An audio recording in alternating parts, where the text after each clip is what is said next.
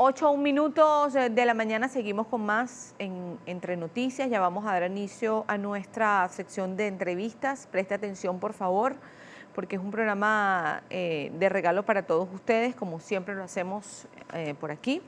Hoy vamos a hablar de los distintos dolores. Dolores corporales que a veces no entendemos, que a veces que no sabemos ni qué tomar, ni qué colocarnos para relajar el dolor. A veces decimos, me duele por aquí, me duele por allá y me duele inclusive más allá. Hay inclusive enfermedades que van generando dolores. Por eso estamos aquí con el doctor Martín Toro. Él es anestesiólogo, especialista en medicina del dolor y presidente de la Asociación Venezolana para el Estudio del Dolor. Correcto. Gracias por estar aquí, doctor. Bienvenido. Muchas gracias. Muchas gracias a ustedes también. Doctor, hablemos un poquito de estos dolores que a veces son inexplicables, que uno amanece con que me duele por acá atrás y no sé, quizás dormí mal. Entonces, tuve una mala posición y me duele la cabeza, pero que tiene que ver la cabeza de repente con el hombro y por ahí nos vamos. Entonces, pasamos hasta mal día, porque cuando uno tiene un dolor en el cuerpo, uno pasa definitivamente un mal día. Cree que con un analgésico la cosa pasa o con un masaje, y a veces el masaje mal empleado puede ser peor, puede ser contraproducente. Gracias por estar aquí. Perfecto, bueno, muchas gracias. De nuevo, bueno, la pregunta es un poco compleja, pero voy a intentar resolverla o por lo menos dar luces sobre ella. Fíjense una cosa, hay que diferenciar rápidamente qué es un dolor agudo y qué es un dolor crónico. El dolor agudo tiene una función, es una función de protegernos, tiene una función hasta evolutiva del ser humano, ¿verdad? Esto permite que nosotros nos defendamos ante el peligro. Indica que el cuerpo está herido o hay una enfermedad en camino, ¿verdad? El dolor crónico es aquel que dura más de 3 meses y no tiene un propósito definido. De hecho, es una enfermedad, se considera, y acarrea mucho más gastos en el mundo y en los pacientes, y tiene una altísima prevalencia, las personas que sufren de dolor crónico. Ahora, el dolor muchas veces tiene que ver con neurobiología y con una correlación anatómica. Eso que dijo usted, que de repente me duele el cuello y me duele el hombro porque dormí mal, bueno, pueden ser, la pregunta es bien vasta, ¿no? Pero, por ejemplo, uno puede tener una preocupación muy grande y muchas veces los músculos del cuello y de la cabeza son el asiento de estas preocupaciones y lo que llamamos estrés. Muchas veces esto asociado a malas posturas, esto puede generar un dolor en un sitio distante a donde originalmente es, en el cuello. Por ejemplo, puede empezar a doler el hombro. Esto asociado a mala calidad de sueño, a veces a depresión, a estrés sostenido. Esto puede generar... Ahora, un dolor crónico lo puede llevar a usted un dolor crónico en un paciente, mejor dicho, lo puede llevar a usted a descubrir una patología que quizás el paciente ni siquiera se hubiese imaginado. Es probable, es probable. El dolor crónico es una enfermedad como tal. En este caso puede ser signo de una enfermedad subyacente, pero no es en el tiempo, como le dije, dura más y no tiene un efecto evolutivo, protector del cuerpo, sino es una enfermedad como tal. ¿Cuáles son las enfermedades que más dolor producen en el cuerpo, doctor?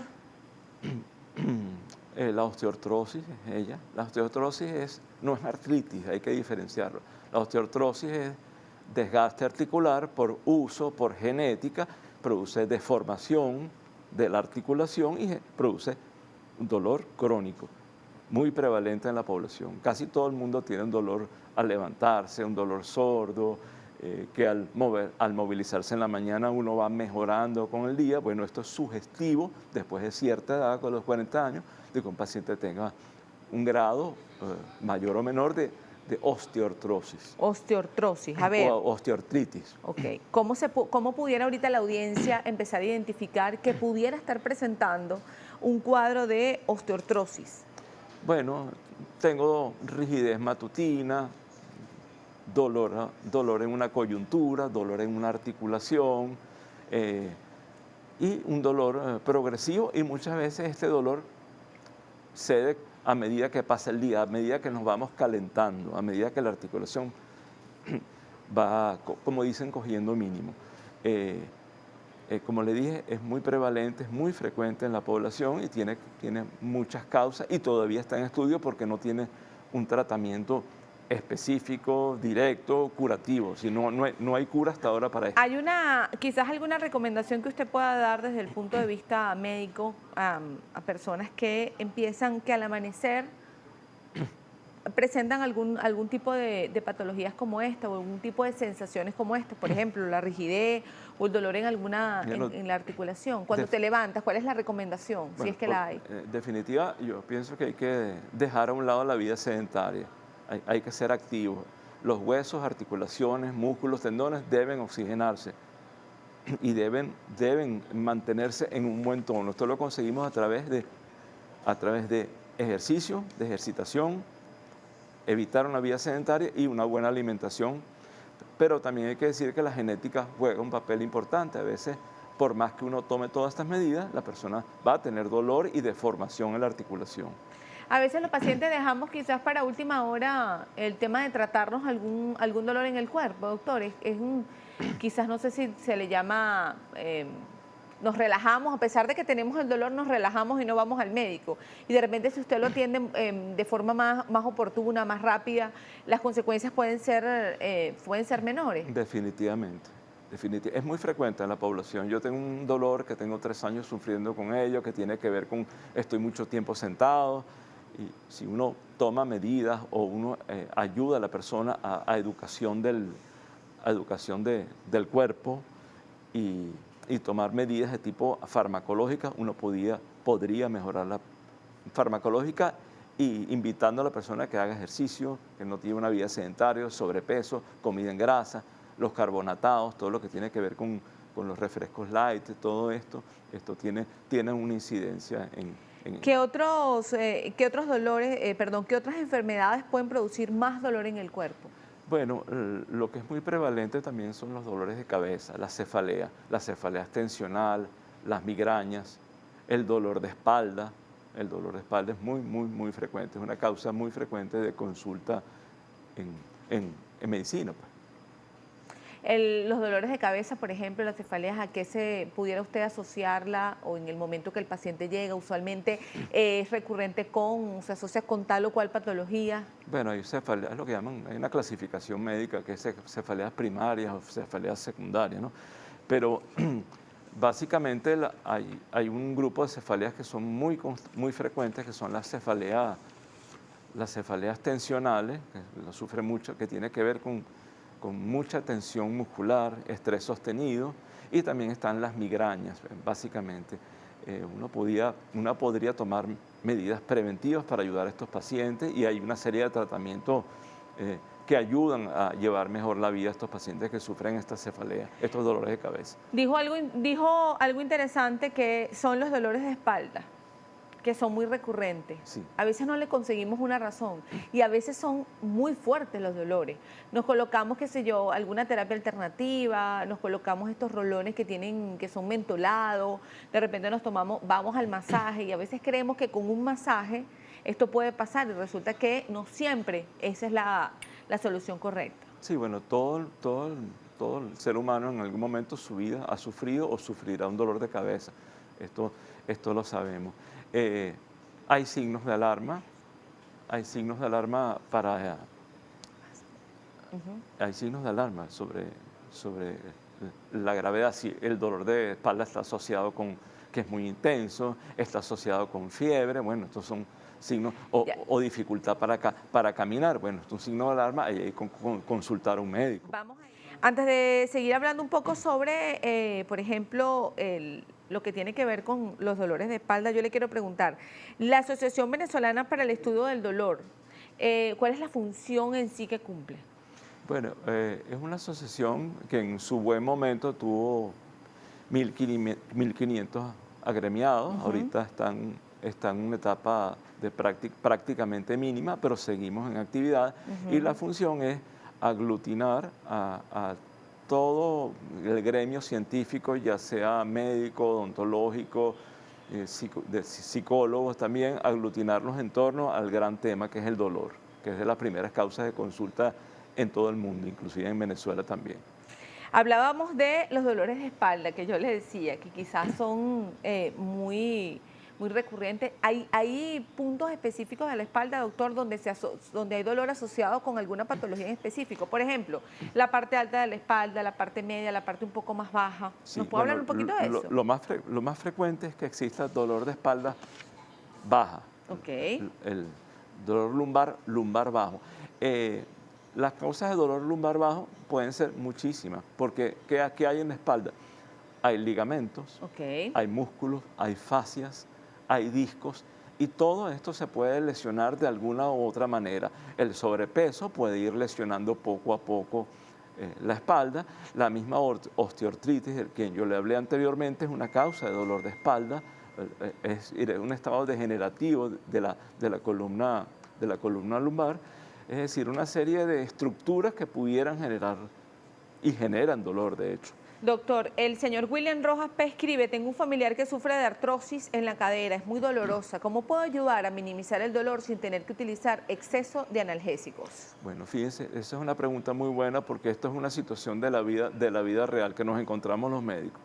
En una persona, supongo, del señor Rojas, que tiene un familiar afectado de una cadera, por artrosis de cadera, es decir, la cadera no tiene una buena funcionalidad, se ha destruido un poquito el cartílago que amortigua los movimientos de la cadera, y generalmente la indicación de esto para quitar el dolor es una cirugía. Hay que estar muy claro. Y no es una buena idea porque seguramente se trata de una persona mayor, someterlo al uso de los antiinflamatorios que pueden ser útiles, pero por más de 10 días pudieran ser más bien contraproducentes en cuanto a la salud de este paciente. Por lo tanto, esta persona debería consultar a un especialista, a un traumatólogo especialista en cadera, y probablemente planificar una cirugía para su familiar. A propósito de esta pregunta o este comentario que hace el señor William Rojas P., yo le quiero preguntar, según los rangos de edades, doctor, ¿hay algunos dolores asociados a rangos de edades? Sí. ¿Nos pudiera mencionar algunos, Sí, por favor? es volver a la osteoartrosis. Ok. La osteoartrosis es típica enfermedad, vamos a llamarlo así, de viejo o de tercera edad. Ok. Y a veces no tan así, pues gente más joven uno las puede ver. Básicamente esto. Los dolores musculares también es otra entidad. Los dolores musculares, tendones y fascias también pueden generar dolor. ¿Asociados a qué edad? Por ejemplo, el adolescente usualmente, ¿qué tipo de dolores presenta? Los muchachos en edad adolescente. La adolescencia, los muchachos pueden generalmente presentar dolores musculares producto de practicar deportes de una manera brusca, violenta, pero básicamente los adolescentes no sufren dolor. Podrían sufrir dolores de cabeza, porque muchas veces la cefalea, la migraña, la jaqueca puede comenzar en la etapa adolescente. Que de alguna manera no genere temor en la... Yo recuerdo que he conocido adolescentes que en el proceso del crecimiento tienen dolores como en las pantorrillas, por ejemplo, o en los tobillos. Lo que llaman las abuelas dolores en los huesos, sí, dolores de crecimiento. Tiene que ver con el crecimiento, que no genere de alguna manera nervio en los padres, ¿no? Porque... Sí, podría ser una causa, el dolor de crecimiento, aunque esto tampoco está muy bien establecido. Pero muchas veces son adolescentes o niños que hacen ejercicios intensísimos y bueno, esa es la causa del dolor. La osteoartrosis, por ejemplo, se presenta en personas de edad aproximada, ¿a partir de qué edad más o menos? Por encima de los 40 años. Ok, más de 40 Sí. años. Escribe Guedes Alejos, dice, no sé, lo escribió muy en dos partes el mensaje y no lo puedo entender. Dice, Maricoro, estoy sentado y cuando me levanto me duelen los talones. ¿A qué se deberá esto? La pregunta es me parece un poquito, la pregunta es un poquito vaga, me duelen los talones.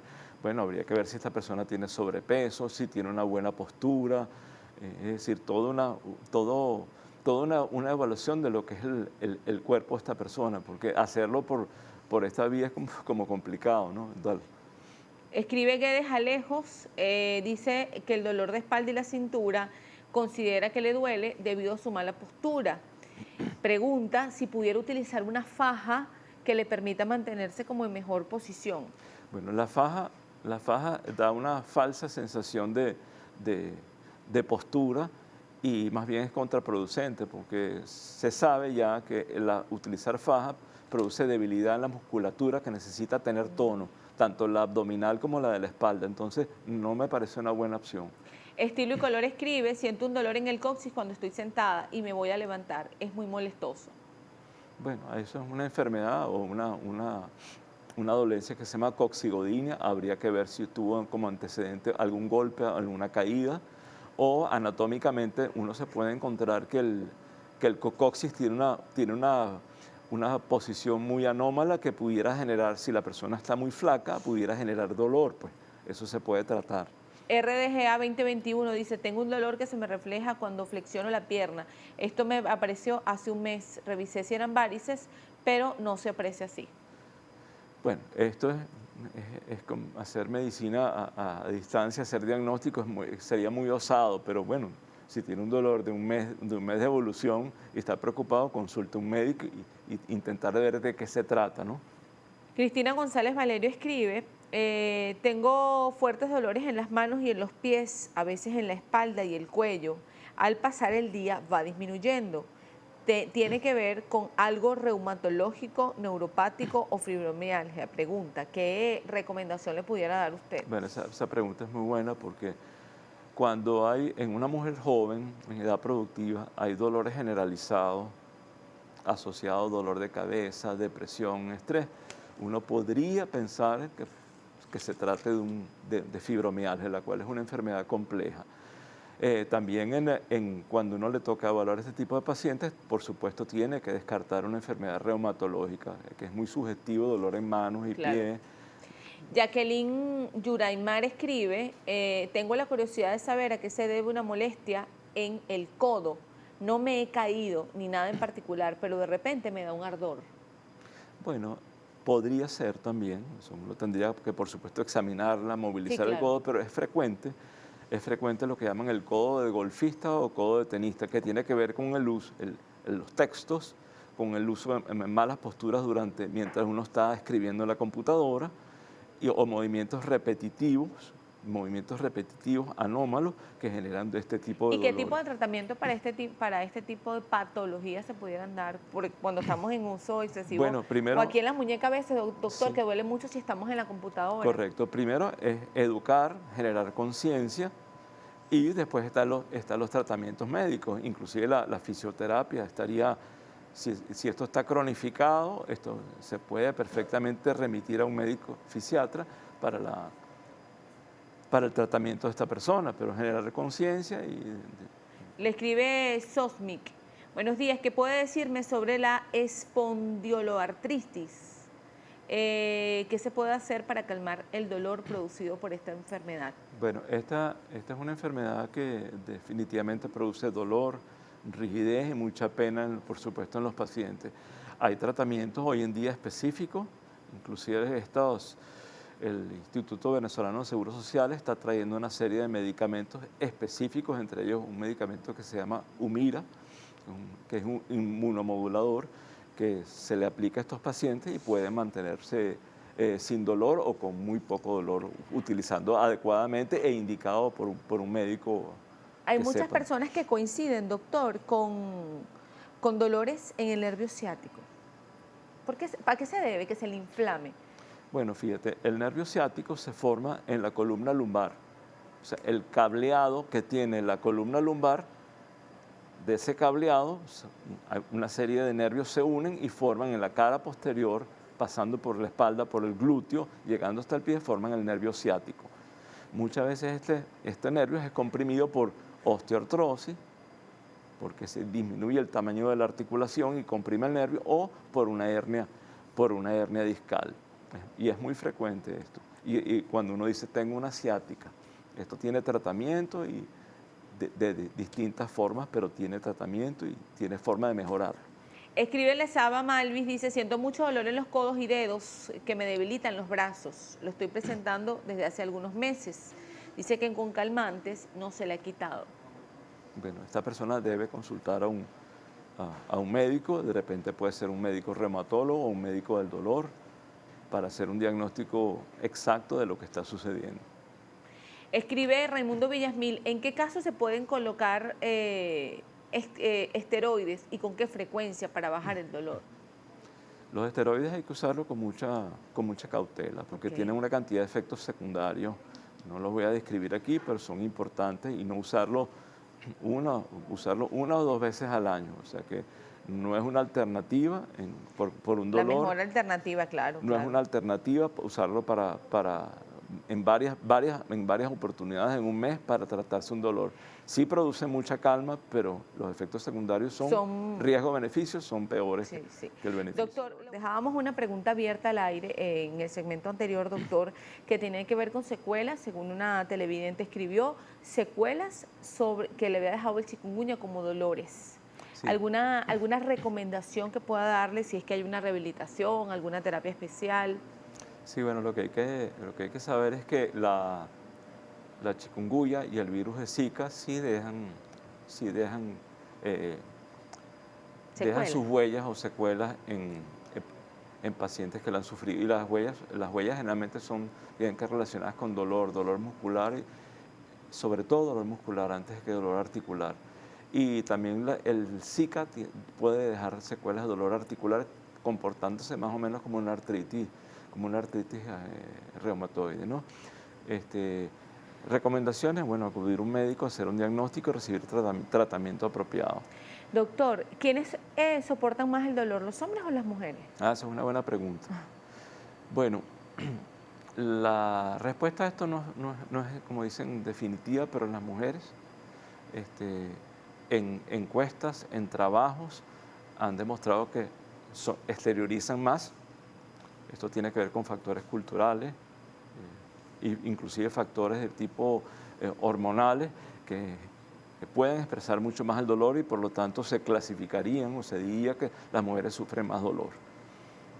Escribe Micheline Saliba, buenos días doctor, y los dolores de fibromialgia y miositis, ¿cómo controlarlos? ¿Son fuertes? ¿Qué debo hacer? Al despertar son fuertes los dolores. Sí, yo les hablé, la fibromialgia es una enfermedad realmente penosa, no es una enfermedad mortal, pero es una enfermedad potencialmente discapacitante porque el dolor es en todo el cuerpo. Las personas le llegan a la consulta y dicen, me duele todo el cuerpo. Esta es una persona que hay que abordarla de manera integral entre médicos de dolor, fisiatras y psicólogos, y utilizar una serie de medicamentos y pautas de tratamiento para aliviar a esta persona, pero hay que decirlo que no se cura, se mejora. Algunos tratamientos que usted aplica en consulta, doctor, además del tratamiento con fármaco, ¿hay terapias alternativas? Uno pudiera de repente solapar algún dolor con, yo lo comentaba al inicio de la entrevista, de repente con quizás masajes, quizás acupuntura. Sí, fíjense, ahorita hay una tendencia en la medicina mundial que se llama la medicina integrativa. Okay. La medicina integrativa trata de utilizar lo mejor de la medicina tradicional con terapias alternativas, claro, con poco basamento científico, pero definitivamente muchas veces quienes tratamos pacientes nos damos cuenta que utilizamos la mejor droga, con el mejor diagnóstico, y el paciente persiste con su dolencia. Entonces, en este caso, uno debe ayudar a este paciente. Miren, ahí yo no la recomendaría de entrada, pero sí como coayudante. Por ejemplo, el CBD, el cannabidiol, que es un derivado de producto natural. Podríamos recomendar también la aromaterapia. Es un área que yo manejo muy bien, pero es la tendencia mundial. Las dietas sanas, las dietas keto, las dietas de ayuno de 8 por 12. Ayuno intermitente. Sí, son muy interesantes y ayudan bastante. La aromaterapia y los masajes, y sobre todo la meditación. La meditación sí tengo experiencia y los resultados son bien interesantes. Escribe María Martes, dice, soy estilista, tengo mucho dolor en el músculo del codo y las manos dormidas. Bueno, esto es una enfermedad profesional, definitivamente.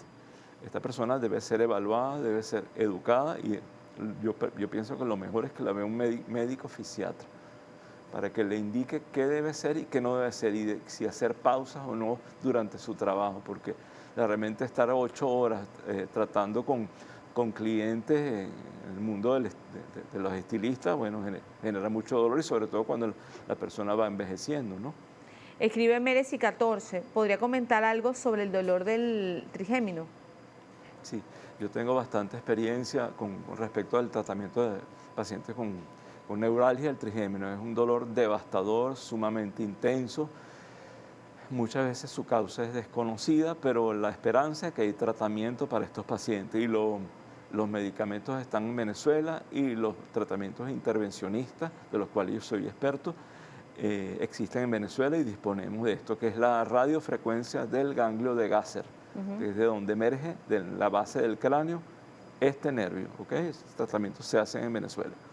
Doctor, debido al confinamiento, debido a la cuarentena, quizás ha tenido casos recurrentes de pacientes que durante los días de más reposo en casa o de encierro en casa, como algunos lo consideran, como sea, o estar en casa, han de alguna manera aparecido ciertos dolores. Sí, sí, ese comentario me parece muy bueno porque eso es lo que está pasando. El paciente que tenía dolor crónico, confinado y no pudiendo acudir de manera regular al médico, tiene más dolor. ¿Por qué? Porque está sometido a la incertidumbre que nos tiene sometido toda la pandemia y el paciente que además está deprimido, está aislado, no tiene interacción social, todo esto influye en este dolor que tiene esta persona. Inclusive con la inactividad también pueden aparecer dolores. Entonces es un tema complejo y hay que abordarlo. ¿Qué recomienda, doctora, a las personas que han tenido, que de alguna manera han cumplido o que han decidido quedarse en casa, tratar de salir lo menos posible porque todavía hay mucha gente, y hay otros que les ha tocado definitivamente pues estar en casa, no les ha tocado otra opción, y que bueno, dicen, trabajaba en empresa, ahora me trasladaron el trabajo a casa, y a veces pueden pasar muchos días encerrados en la casa? Yo creo que el confinamiento estricto, en una opinión personal, no es una buena opción. No es una buena opción porque genera una serie de cambios en el organismo, en la mente, en la parte emocional y psicológica de las personas y no me parece que es recomendable. Yo creo que estas personas deben salir con toda la protección necesaria. No estoy invitando a que salgan a meterse en un automercado con aglomeraciones, pero sí que caminen, que vean verde, que vean naturaleza y que reciban sol. Esto es muy importante. No me parece una buena opción el encierro total, causa efectos devastadores. De hecho, los suicidios han aumentado aproximadamente en el mundo de 22% por la desesperanza que ha producido en la humanidad esta pandemia y es decir, esto tiene que ver con el confinamiento. Buen mensaje, ya casi vamos a despedir, pero dice cosas muy interesantes, lo ha dicho durante toda la entrevista y ahorita habla desde el punto de vista como médico del tema de cuidarse y lo importante que es salir un poco y moverse, el cuerpo necesita moverse. Yo quiero que usted, desde el punto de vista médico, doctor, deje unas palabras finales y que en estas palabras finales, pues, lleve estas palabras de reflexión a nuestro público, a nuestra audiencia. Han pasado, ya llevamos creo que 10 meses o 9 meses en cuarentena y de alguna manera, o 7 meses en cuarentena, y a veces pues hay quienes quieren un poquito, usted sabe, ¿no? Como relajarse un poco.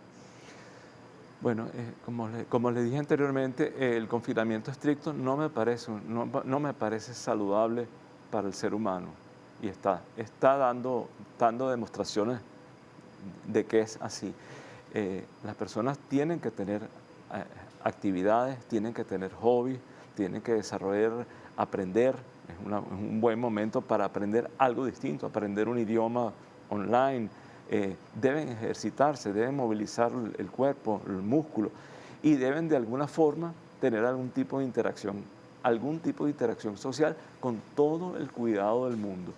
De manera que Por eso es que estamos viendo que en Europa la gente está alarmadísima con un confinamiento, pero ya en Europa se entendió que el confinamiento estricto es súper dañino para la salud, que no es una alternativa. Hay que buscar algo que esté en el medio de las dos cosas, el cuidado estricto, el uso de tapaboca, el lavado de manos frecuente, pero definitivamente el confinarse por completo y aislarse y no ver a nadie es contraproducente para el propio cuerpo, dañino ¿no? para el cuerpo. Para el cuerpo. Estamos con el médico fisiatra, presidente de la Sociedad Venezolana de Medicina Física y Rehabilitación, director médico también de FISIA, el doctor Eduardo Cerizagua. Gracias por estar aquí, doctor, bienvenido. Doctor, hablábamos hace rato sobre los distintos tipos de dolores, las asociaciones que tienen que ver con ciertas patologías, los tratamientos que recomiendan. Pero a veces queremos una solución inmediata. A veces el doctor nos da quizás unos analgésicos para que nos alivie el dolor, pero quizás nosotros no estamos educados, como lo decía el doctor anterior, no estamos educados para controlar y a veces el dolor nos controla tanto que caemos en desespero. Hay algo que hay que entender, y muy bien lo mencionó el doctor Toro anteriormente, es que el dolor es una entidad multifactorial, es una entidad donde muchos son los factores que participan de su etiología y de su evolución. Y muchas de esas causas o muchos de esos factores de riesgo son modificables y es importante que el paciente entienda que tiene una responsabilidad en mejorar esa condición.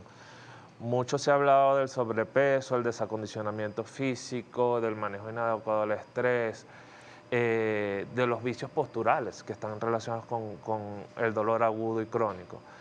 Y muchos de esos factores son necesariamente modificables por el paciente. El paciente tiene que participar dentro de ese proceso. El músculo, por ponerte un ejemplo, el músculo débil es un músculo que duele mucho más fácil. Y es importante el acondicionamiento físico, el fortalecimiento. Y eso es un proceso que no es rápido, no es inmediato. Se requiere un programa de entrenamiento, un programa de acondicionamiento físico para que el paciente mejore eso. ¿Cómo saber si el músculo está débil? Eso hay una serie de maniobras al examen físico para hacerlo, pero un paciente que no hace actividad física seguramente va a tener desacondicionamiento físico y eso viene acompañado de debilidad muscular. Pero si a ese músculo débil tú lo asocias con estrés, por ejemplo, un paciente que trabaja en oficina, está sumamente estresado, tiene patrones musculares con sobrecarga, acompañado además de vicios de postura porque está mucho tiempo sobre la computadora, y acompañado además de, por ejemplo, de sobrepeso. Esos son factores de riesgo que en muchos pacientes se combinan y al combinarse exacerban el cuadro de dolor. Con el doctor Martín Toro, anteriormente estábamos hablando un poco sobre estas patologías o estos dolores que han surgido a propósito del tiempo de confinamiento. Hay quienes les cambió la vida tanto que si tenían una movilidad particular, pues tuvieron que llevar eso a casa, lo encerraron en 50, 60, 70 metros cuadrados y de ahí se quedaron. Trabajan en computadora, las horas se les pasa, no hacen actividad física, algunos quizás por miedo a exponerse ante la presencia qué sé yo, o el contacto con personas con COVID. Actualmente pues están padeciendo de dolores increíbles. Fíjate, sí, lamentablemente en los últimos 8 o 9 meses la vida nos ha cambiado radicalmente. Los hábitos de vida que llevamos nos cambiaron radicalmente y en muchos casos eso ha producido no solamente cambios emocionales, sino incluso cambios físicos. Como recomendación, es sumamente importante mantener ciertos hábitos, sobre todo mantener la actividad física y aprovechar, incluso si antes no tenía actividad física, usar este tiempo extra que nos está dando las circunstancias para establecer hábitos de vida saludables, establecer una actividad física mucho más regular. Ahí creo que lo más importante es que nosotros tengamos la voluntad y la iniciativa de empezar ese tipo de actividad física. Y el confinamiento, lejos de ser una excusa o una limitación, debería ser más bien que te empodere para iniciar cambios importantes en tu vida que te mejoren. Cuando usted habla del empoderamiento del paciente, usted lo decía antes de comenzar la entrevista y me pareció además muy interesante. ¿Cuál es de alguna manera este acompañamiento que usted le da al paciente para que él mismo se empodere de lo que está ocurriendo? Porque yo voy al médico, tengo, qué sé yo, estoy trabajando en casa, me duele la espalda, me duele la columna, tengo algún dolor muscular y usted va y me coloca el tratamiento, me hace la terapia de rehabilitación. Pero vuelvo a casa quizás con el mismo cuadro. Fíjate, es una pregunta muy interesante y de hecho, brevemente te echo el cuento de por qué creamos Fisia. Muchas veces lo más importante para empoderar al paciente es educarlo, es darle la información. Pero muchas veces existe un vacío entre lo que decimos en el consultorio y lo que el paciente después puede hacer al salir del consultorio. Nosotros prescribimos ejercicio, prescribimos mejores hábitos de vida, pero también nos tenemos que asegurar que el paciente tenga las herramientas para llevar a la práctica eso. ¿Cómo comenzar? Un paciente que nunca ha hecho ejercicio, ¿cómo hago para empezar a hacer ejercicio? Y por eso en algún momento pensamos en salir del ámbito hospitalario y acercarnos más hacia el ámbito deportivo y darle al paciente más herramientas de cómo el paciente puede iniciar en forma segura y con un acompañamiento adecuado una actividad física que le vaya a impactar positivamente en su salud. Y ahí nuevamente el empoderamiento es información y la información es educación. Entonces, nuestro papel como médicos en el manejo de dolor es darle al paciente esa información para que ellos sepan cuál es su responsabilidad dentro del tratamiento. Por supuesto, sigue siendo esencial e importante el tratamiento farmacológico inicial. Bien decía el doctor Toro, el dolor agudo tiene una motivación, tiene una importancia, porque es un dolor que nos da una señal de alarma, nos dice que algo no está bien. Ahora, cuando el dolor agudo no es bien manejado, tiende a cronificarse y el dolor crónico no tiene una función clínica. El dolor crónico, de hecho, se convierte ya en una entidad patológica per se, que nos da mucho más problemas en cuanto a su tratamiento. Entonces, es esencial darle información al paciente, educarlo y sobre todo convencer al paciente de que él tiene un papel importante en su tratamiento. ¿Cuáles son los errores más comunes que cometemos los pacientes, doctor, cuando estamos en terapias del dolor? Subestimar el dolor. Fíjate, muchos mencionaron al principio o en la primera parte el dolor lumbar. El dolor lumbar es la primera causa de consulta médica, tomando en cuenta todas las especialidades y tomando en cuenta cualquier motivo de consulta. Y el problema del dolor de lumbar es que es un dolor autolimitado. Un dolor que te da por primera vez y quizás estás 3, 4 días con dolor, después 3 o 4 meses te da otra vez y quizás estás un poquito más tiempo con dolor. Y probablemente a la tercera o cuarta crisis es que tú finalmente acudes al médico. Y esta autolimitación hace que uno diga, bueno, un dolorcito se me va a pasar en 2 o 3 días. Cuando te das cuenta que ya tienes 7, 8 crisis y que ya dejaste de ir al cine porque no soportas estar sentado mucho tiempo en el cine, o ya dejas de viajar en carro porque no soportas estar mucho tiempo sentado en carro, es cuando te empiezas a dar cuenta que realmente el dolor lumbar te ocasiona problemas. Y es cuando acudes al médico. O sea, subestimar el dolor es uno de los grandes errores. Y ahí siempre recomendamos, cuando tengas un dolor, consulta al médico. Porque puede ser un problema sin mayor secuela a largo plazo. Pero si el dolor te produce limitaciones en tu día a día, definitivamente tienes que buscarle una solución mucho más permanente. Doctor, tipos de tratamientos, más allá del farmacológico, ¿con qué otra terapia o con qué otro proceso nos podemos ayudar? ¿Y en cuánto tiempo uno puede empezar a ver cambios en uno mismo, siempre que, bueno, siguiendo las indicaciones suyas? Porque hay tipos de dolor, ¿no? Suave, medio, crónico, agudo. ¿Cuáles estas alternativas que nos pueden ofrecer? ahí hay dos respuestas importantes. Una, en cuanto al dolor, la respuesta o la mejoría del dolor debería ser lo más rápido posible. Y nuevamente, el dolor agudo hay que tratarlo. Hay que tratar también las causas, y eso es otro, digamos, otro tema que podemos desarrollar después.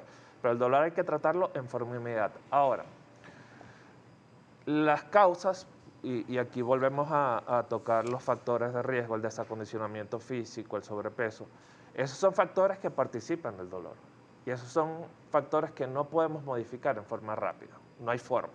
No hay forma de acondicionar un cuerpo o acondicionar una persona en una semana. Eso tarda de 12 a 16 semanas. No hay forma de llegar a un peso adecuado, a una característica nutricional adecuada. Eso tarda, en muchos casos, mucho más tiempo que el acondicionamiento físico.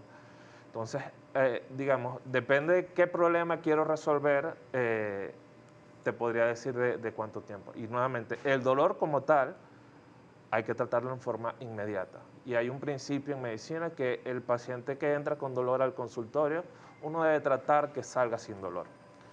Pero haciendo énfasis en que yo siempre hablo que el dolor es una señal de alarma.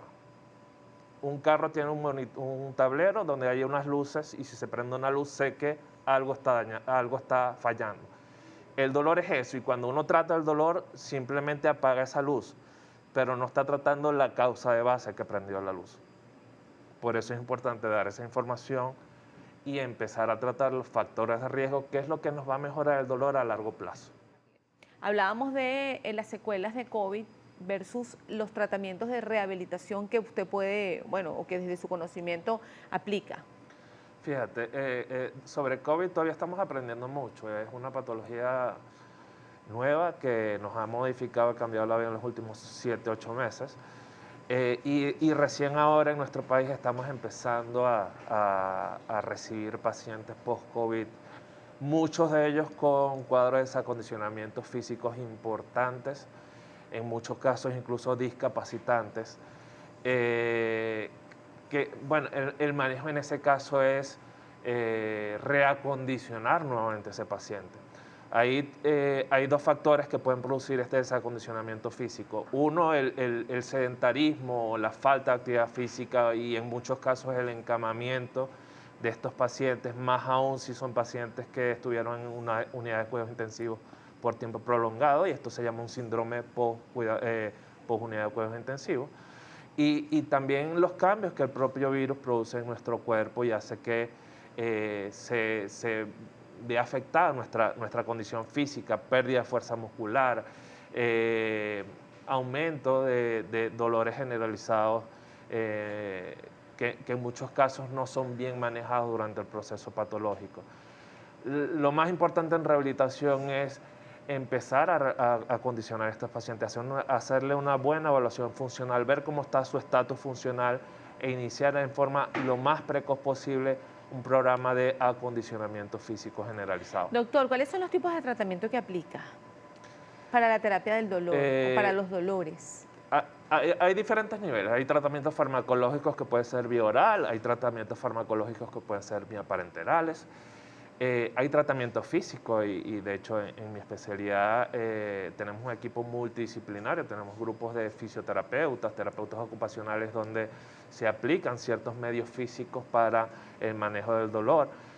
Está la prescripción del ejercicio físico como herramienta para mejorar el dolor. Y por supuesto está la parte de educación, y creo que es la parte más importante, donde uno nuevamente empodera al paciente para que el paciente entienda que tiene una responsabilidad importante en su progresión y en su tratamiento.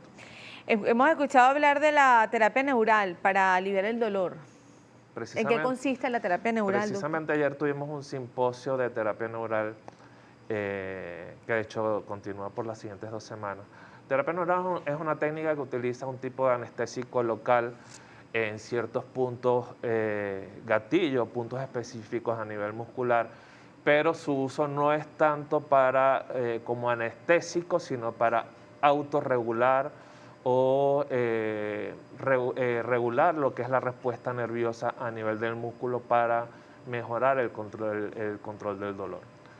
Es una técnica que se utilizan unas agujas muy chiquiticas, con microdosis de anestésico, generalmente procaína y en algunos casos lidocaína, y se aplica sobre ciertos puntos específicos a nivel muscular. Rosa Elivic 34 le escribe: su esposo tiene hernias y desgaste en la columna, le recomendaron acupuntura y acudir a un quiropráctico para fortalecerla. Esto es recomendable que lo haga, ya que el dolor es muy intenso y se ha probado con todo tipo de calmantes y nada. Con esta pregunta yo quiero abrir o quiero incorporar una pregunta adicional. Terapias alternativas, como acupuntura, bueno, ya lo decía la persona que escribe, quiropraxia o quiropraxia, terapias con ventosa, por ejemplo. ¿Son recomendables este tipo de tratamientos, doctor? Sí. Como muy bien lo mencionó el doctor Toro, actualmente la tendencia es hacia la medicina integrativa, es decir, utilizar la base científica de la medicina occidental con ciertas alternativas médicas de otras tendencias, siempre tratando de buscar una evidencia médica lo más adecuada posible. Yo sí creo que son útiles como alternativa o como coadyuvante al tratamiento convencional. Y nuevamente, ni la acupuntura, ni las ventosas, ni la quiropraxia va a mejorar condición física. Y eso creo que es una base. Ciertamente la acupuntura, y nosotros en nuestro centro realizamos acupuntura en forma complementaria, son grandes alternativas para el tratamiento del dolor agudo y el tratamiento de ciertos desbalances musculares, pero nuevamente como complemento al manejo convencional. Nada sustituye una dieta o un buen régimen nutricional para bajar peso, nada sustituye el ejercicio o un buen programa de entrenamiento para mejorar condición física, nada sustituye a la reeducación postural para mejorar lo que son los vicios de postura. Ahora, si yo enmarco esas técnicas alternativas dentro de un programa integral, un programa multidisciplinario, creo que son una excelente herramienta en el tratamiento del dolor. Doctor, usted dijo una palabra clave: vicios de postura. Si yo le pido a usted, por favor, doctor, que usted nos dé un ejemplo de cuáles son esos vicios recurrentes del paciente, utilizando y aprovechando que está sentado. Supongamos que usted está frente a la computadora o usted está, doctor, viendo televisión. Fíjate, el gran problema de los vicios de postura es que son automatismos. Es decir, nosotros aprendemos o nuestro cuerpo aprende según los estímulos que uno le dé. Y esos automatismos muchas veces llegan a un momento que son totalmente involuntarios, inconscientes. Y eso hace que sea un gran reto la reeducación de esas posturas. Tú llegas a tu puesto de trabajo y tú eres automática. Te pones en una posición y empiezas a trabajar y muchos de esos gestos son nuevamente automáticos. La corrección de esos gestos tiene que ser en base a la repetición, pero eso empieza uno con identificar cuáles son esos vicios. Si me siento en forma adecuada, si tenso el cuerpo, cuando uno está estresado, lo primero que hace es tener actitud donde hay una sobrecarga y una sobretensión en ciertos grupos musculares.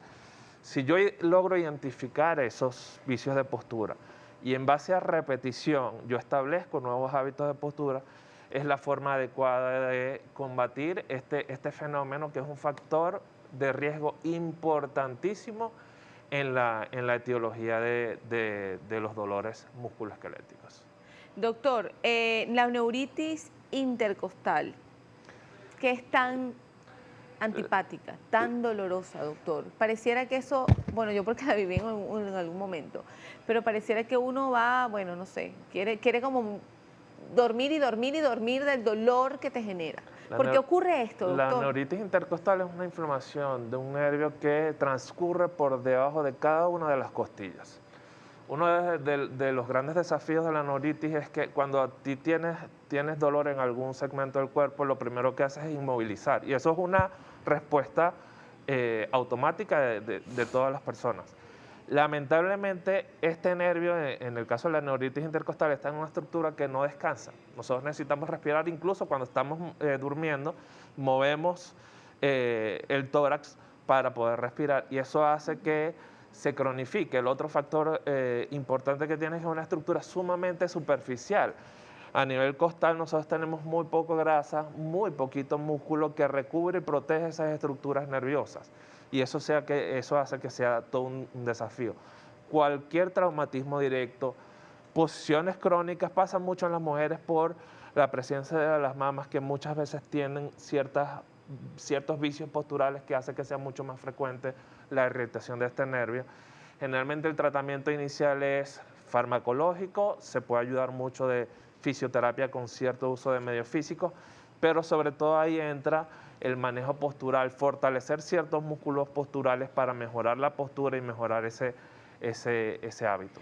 Tomando nuevamente su frase de los vicios de postura, quizás es muy recurrente, y usted puede contestar esto, estamos de repente trabajando en la computadora o haciendo algo en casa y estamos con el teléfono celular. Y esto es muy recurrente, tener el teléfono aquí y de repente estar en la computadora o estar haciendo algo en la cocina o tener las manos ocupadas, pero tenemos el teléfono aquí, tenemos esta posición. Cuando la termina, ahorita estoy hablando con usted y siento que tengo un dolor que me da aquí atrás, por ejemplo, ¿no? No solamente esa posición, que es muy frecuente no te puedo mencionar la cantidad de personas que acuden a la consulta precisamente por ese vicio de postura o por este vicio de postura. Fíjate el ángulo de mi cuerpo cuando yo estoy con el teléfono. Mi cabeza pesa 4 o 5 kilos aproximadamente. En la medida que la inclino hacia adelante, la carga que tienen que realizar los músculos a nivel cervical y de cintura escapular aumenta. Y ese peso aumenta en forma exponencial en la medida que la inclinación de mi cabeza se va hacia adelante. Y este es el síndrome típico ahorita no solamente de las personas adultas, incluso de los niños, que cada vez más somos más dependientes del teléfono móvil y en forma constante y continua lo estamos utilizando, y esto hace que haya una incidencia mucho mayor actualmente de dolores cervicales. Los niños y los videojuegos. Fíjate. O el excesivo uso de los aparatos que tienen a los niños, quizás, bueno, a veces en algunos adultos, ¿no? Pero quizás están como escondidos. Nuevamente, ahí, y se pierden en esa pantalla. Ahí el problema, uno es por supuesto, moderar el uso de cualquier tipo de tecnología, pero más allá de satanizar los videojuegos o satanizar el teléfono, darle nuestra responsabilidad. No es culpa del teléfono, es culpa de cómo yo lo utilizo. O sea, hacer énfasis en responsabilizarme por, en este caso, el problema. Hay que hacer mucho énfasis en educar a todos los usuarios y hacer mucho más énfasis en los niños, por supuesto, de que el hábito postural es esencial para minimizar problemas de dolor relacionados con el sistema musculoesquelético. Los tratamientos para quizás medicina alternativa o medicina de rehabilitación en personas de edad adulta, el adulto mayor, que también de alguna manera con el paso de los años, pues van quizás somatizando algunas patologías mucho mayor, y con este tema del encierro también en algunos casos tienen menor exposición. Eso es una gran verdad, a pesar de que quizás tenemos un poquito más de flexibilización, pero el adulto mayor por naturaleza quizás tiene menos oportunidad de movilización por toda la misma situación pandemia. Fíjate, nosotros hasta los 35 años somos carros nuevos. A partir de los 35 años empezamos a hacer carros clásicos. Y yo siempre le hago este ejemplo a mis pacientes. ¿En qué carro es más importante el mantenimiento? ¿En el carro nuevo o en el carro que ya es un carro clásico? A partir de los 35 años empieza una serie de fenómenos en el proceso natural del envejecimiento que condiciona que nuestro rendimiento físico sea menor. Y por eso es tan importante el programa de ejercicio o el hábito de vida activo en el paciente mayor de 35 años. Hay dos fenómenos importantísimos. Uno es la sarcopenia, que es la pérdida de masa muscular, que está bien establecido que a partir de los 40 años, por cada década se pierde entre 5, 10, incluso 15% de masa muscular. Y esta pérdida de masa muscular hace que desde el punto de vista motor seamos menos hábiles y menos aptos. Pero además hay un segundo fenómeno sumamente importante, que además de masa muscular perdemos elasticidad. Y esta combinación de pérdida de fuerza o pérdida de masa muscular con pérdida de elasticidad hace que cada gesto motor que realicemos requiera un mayor gasto energético. Por eso es sumamente importante mantener hábitos de vida saludables, mantener una vida activa, mantener un programa de ejercicio integral que incluya trabajo cardiovascular, que quizás es el más importante de todo, pero además del ejercicio no solamente es caminar, correr, bicicleta o nadar. Hay que hacer trabajo de fortalecimiento para contrarrestar parcialmente este proceso de sarcopenia, pero además hay que hacer también mucho trabajo de estiramiento o stretching para también contrarrestar esta pérdida de elasticidad en forma progresiva. Doctor, la población o las personas que ahorita nos escuchan y dicen el lunes comenzamos a hacer ejercicio, tenemos mucho tiempo que no hacemos ejercicio, varios meses que no lo hacemos, pero vamos ya a retomar nuestra rutina. La recomendación que puede ofrecer para evitar males mayores. Forma progresiva, forma lenta. El cuerpo se acondiciona lentamente. Es importante entender que fisiológicamente la respuesta del cuerpo al ejercicio es muy lenta. En términos generales hablamos que el cuerpo requiere 12, 14, incluso 16 semanas para lograr acondicionamiento físico.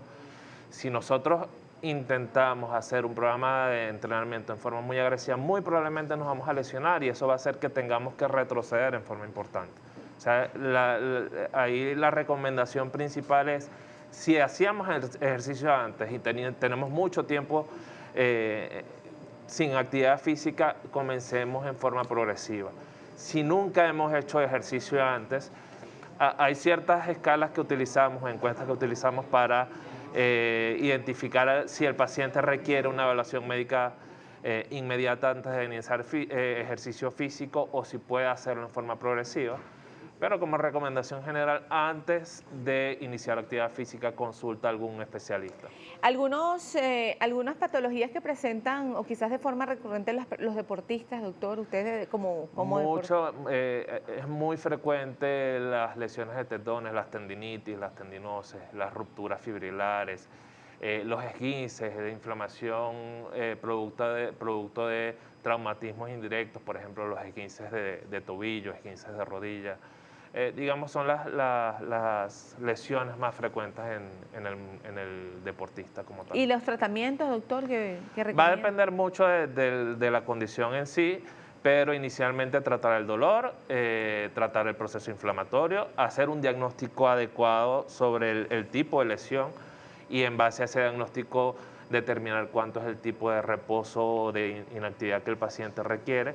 Y en ese periodo ingresarlo a fisioterapia y con una serie de alternativas con uso de medios físicos, frío, calor, corriente, ondas de choque, etcétera, acelerar ese proceso de regeneración de los tejidos y posteriormente un manejo de fortalecimiento para preparar al paciente nuevamente para la actividad.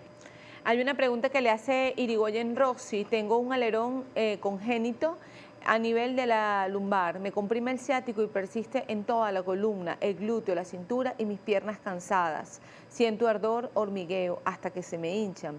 Todo esto es desesperante. Dice que recurre a psicotrópicos, le calma el dolor. Es urgente. ¿Qué recomendación le da? Bueno, hay que hacerle una muy buena evaluación médica y probablemente algún examen paraclínico tipo electromiografía y resonancia magnética para verificar si efectivamente tiene algún compromiso de estructuras nerviosas y en base a eso decidir el tratamiento.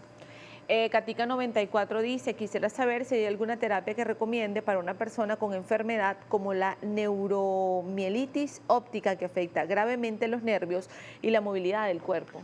Hay que hacer ahí nuevamente una buena evaluación porque, digamos, puede tener diferentes compromisos funcionales y en base a cada compromiso funcional el tratamiento del manejo rehabilitador es diferente. Ahí le recomiendo que consulte a un médico fisiatra para hacerle una buena evaluación y definir el tratamiento. Algunos profesionales, doctor, que quizás ocurren a consulta y que muchos coinciden con la patología. Usted pudiera, por ejemplo, en el segmento anterior hablábamos con el especialista anterior, mencionábamos a los estilistas. Entonces había alguien que escribió que dice, tengo un dolor muy fuerte en el hombro y en el codo, quizás es por el mismo movimiento del cepillo. Y así como el estilista pudiera ser cualquier otro profesional o cualquier persona con otro oficio. Sí, hay muchas lesiones por sobreuso. Okay. El doctor Toro mencionó el codo del tenista o el codo del golfista y se mencionan así porque se describieron inicialmente en esos deportes, pero se menciona también mucho, por ejemplo, en el estilista, que tiene un uso de la mano con movimientos repetitivos, con ciertos gestos posturales específicos, y esto sobrecarga ciertos músculos y ciertos tendones. Ahí nuevamente, lo más importante es uno, reeducar esos gestos o esos vicios de postura, pero sobre todo hacer énfasis en que son mucho menos frecuentes esos casos cuando el paciente está en una buena condición física. O sea, ahí es donde volvemos a caer en el tema de empoderar. Si bien yo te voy a tratar el dolor, para que esto no reincida o sea mucho menos frecuente, el paciente tiene que hacer una serie de cosas posteriormente para mejorar calidad de vida, que finalmente es lo que más nos interesa en rehabilitación. Ana de Villegas dice, soy operada de columna hace 12 años con metales e injertos y el dolor persiste. Tengo 49 años actualmente. ¿Qué recomendación me da? Ahí habría que ver cómo está su condición física general, ver cómo está su manejo postural, ver qué ha hecho con respecto a lo que es el manejo de esos factores de riesgo. Más allá del factor de riesgo que es la cirugía per se, pero eso es un factor de riesgo no modificable. Ahí hay que hacer énfasis en el manejo de los factores de riesgo modificables. Milengela escribe, tengo mucho dolor en la cadera y la cervical. ¿Qué me recomienda o qué ejercicio debería hacer para fortalecerlo?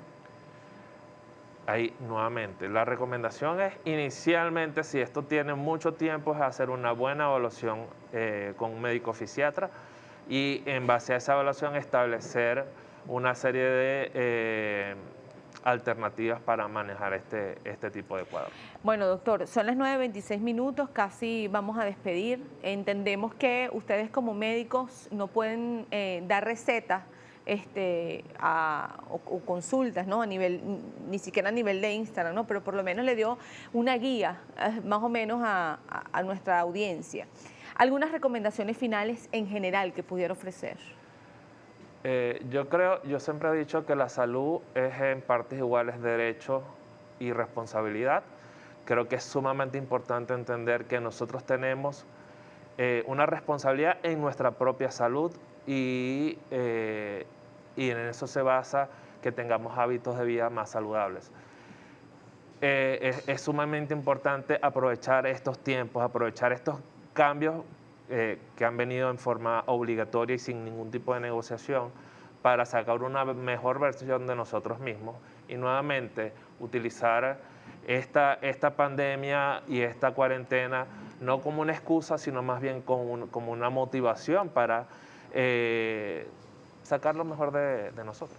Así es. Bueno, muchísimas gracias, doctor Eduardo Cerizagua, médico fisiatra. Él es presidente de la Sociedad Venezolana de Medicina Física y Rehabilitación. Para quienes preguntan por la cuenta del doctor, la va a tener allí en pantalla. Recuerde, sí, exactamente, es doctor abreviado, Dr. Cerizagua, termina en W, Cerizagua, es la cuenta del doctor. Por ahí usted puede consultar, puede quizás llegarle y que el doctor, si no está en Caracas, puede llegar al doctor, seguramente les va a poder dar alguna buena recomendación de cuál es el tratamiento o el especialista que usted debe acudir. Lo más importante es la no automedicación. Somos muy insistentes, doctor, con esto. Sí, es sumamente importante. Muchos medicamentos son seguros siempre y cuando se utilicen bajo criterios clínicos adecuados y pueden llegar a ser muy inseguros cuando no se utilizan en estos términos, y eso aplica para muchos medicamentos que no se requieren récipe médico.